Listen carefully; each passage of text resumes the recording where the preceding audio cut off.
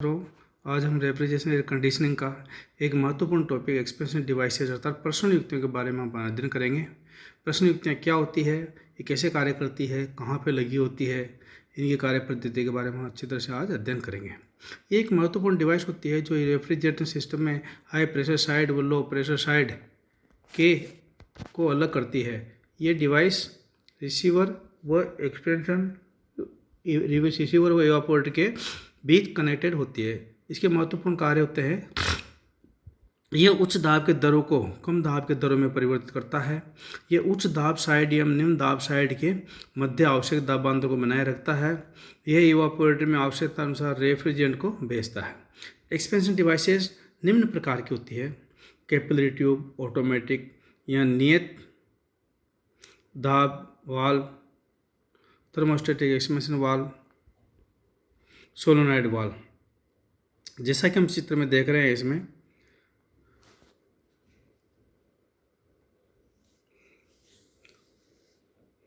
Liquid refrigerant जो कि condenser से आएगी, यहाँ पे प्रवेश करेगी। यहाँ स्ट्रेनर छन्नी लगी होती है जिसमें अशुद्धियों को कलेक्ट कर लिया जाता है। फिर ये फेरे इसमें ट्यूब में फेरे लगे होते हैं।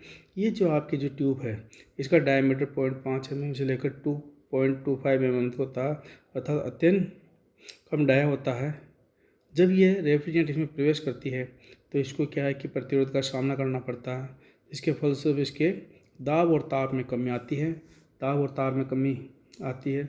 इसके बाद ये जब यहाँ से बाहर निकलती है तो अत्यंत निम्न दाब और ताप के रेफ्रिजरेंट इवापोरेटर के अंदर प्रवेश करती है, जहाँ पे ये रखे हुए खाद्य पदार्थों की ऊष्मा का अवशोषण करती है और बाहर वेपर के रूप में बाहर निकल जाती है। जैसा कि इसमें दिखाया गया है, रेजिस्टेंस का जो मान है व्यास के व्युत्क्रमानुपाती लंबाई के समानुपाती होता है, अर्थात जितना इसका व्यास कम होगा उतना ही प्रतिरोध का मान अधिक होगा और जितनी लंबाई ज़्यादा होगी उतनी ही प्रतिरोध का मान ज़्यादा होगा। ये ट्यूब कम क्षमता के रेफ्रिजरेटरों में, जैसे डोमेस्टिक रेफ्रिजरेटर में काम में आती है। इसमें रेफ्रिजरेटर कंडेंसर से आकर ट्यूब में प्रवेश करती है। ट्यूब का व्यास 0.5 mm से लेकर 2.5 आकार का होने के कारण ट्यूब रेफ्रिजरेंट को फ्रिक्शन प्रतिरोध देती है। फ्रिक्शन रेजिस्टेंस के कारण का मान लंबाई फ्रिक्शन रेजिस्टेंस का मान है जिसके लंबाई के समानुपाती एवं व्यास के व्युत्क्रमानुपाती होता है।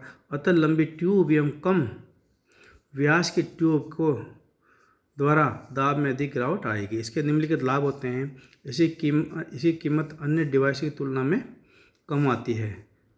यदि ये जब कंप्रेसर बंद हो जाता है तो भी इसमें रेफ्रिजरेंट का प्रवाह इवापोरेटर को होता रहता है, जिसके कारण उच्च दाब साइड एवं निम्न साइड का दाब समान रहता है, जिसके कारण प्रारंभ में कंप्रेसर में लोड कम पड़ता है।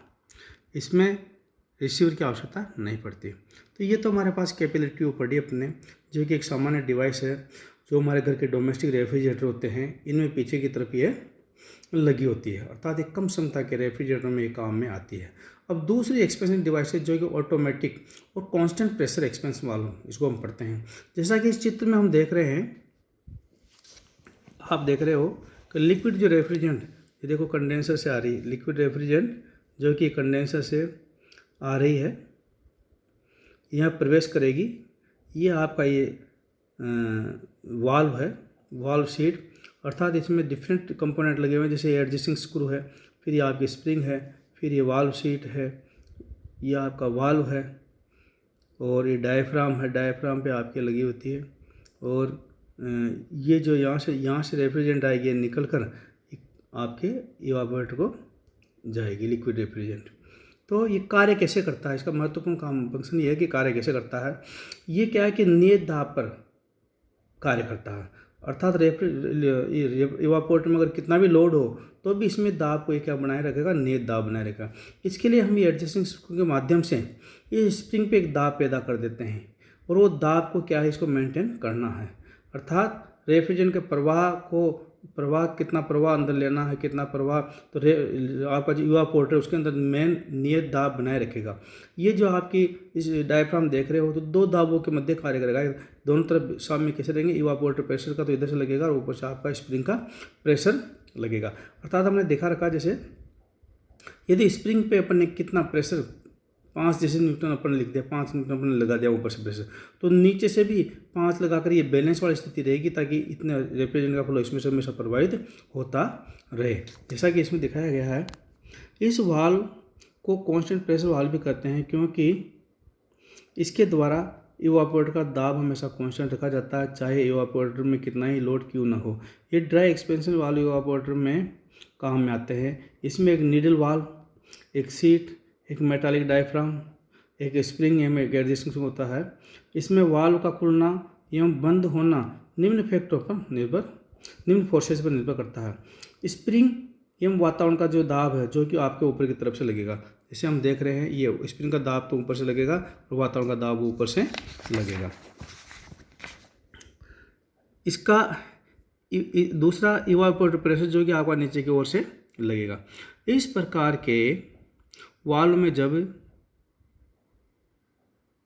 कंप्रेसर चलता रहता है तो इवापोरेटर का दाब स्प्रिंग के दाब एवं वातावरण के दाब से साथ सामने में रहता है।